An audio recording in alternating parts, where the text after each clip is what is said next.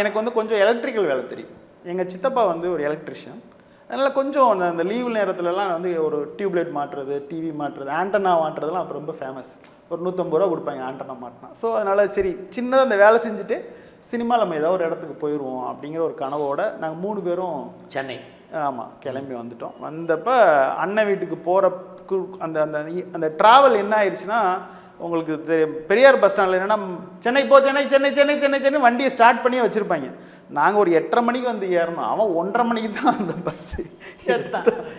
அதனால் அந்த சென்னைக்கு வந்து என்னை உதயம் தேட்டர் வாசலில் இறக்கி விடுறப்ப பகல் ஒரு 12 மணி 12:30 1 மணி.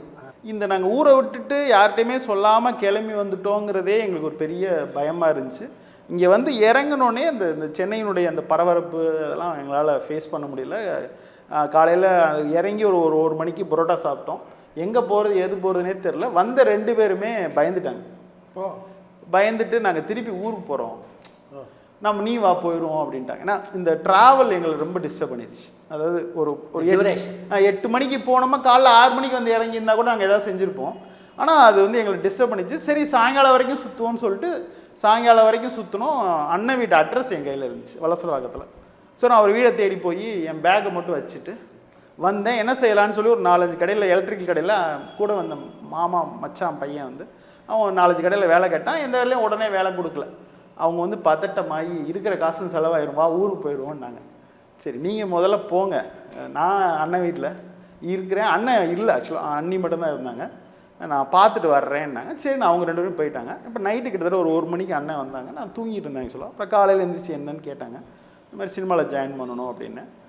அப்புறம் அண்ணன் தான் வந்து கிட்டத்தட்ட ஸ்டுடியோவில் கூட சவுண்ட் எஃபெக்ட்ஸ் கூட்டு போயிட்டு இருந்தாங்க.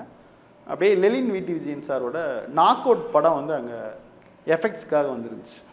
அண்ணன் வந்து நான் ஃப்ரீயாக பண்ணி கொடுக்குறேன், அதுக்கு பிரதிபலனாக வந்து அது மாதிரி என்னை வந்து எடிட்டிங் அசிஸ்டண்ட்டாக சேர்த்துக்கோங்க அப்படின்னு சொல்லி ஃப்ரீயாக அந்த நாக் அவுட் படத்துக்கான எஃபெக்ட்ஸ் வந்து ஒன்லி இந்த டெக்னீஷியன் மட்டும் சேலரி கொடுத்தாங்க, எனக்கு சேலரி வேண்டாம் அப்படின்னு சொல்லி லெலின் சார்கிட்ட சொல்ல, லெலின் சார் நாளையிலேருந்து நீ எடிட்டிங்க்கு வந்துடு அப்படின்னு சொல்லி அப்படி எடிட்டிங் அசிஸ்டண்ட்டாக ஜாயின் பண்ணி அப்படியே அங்கேருந்து அப்படி ஸ்டார்ட் ஆச்சு.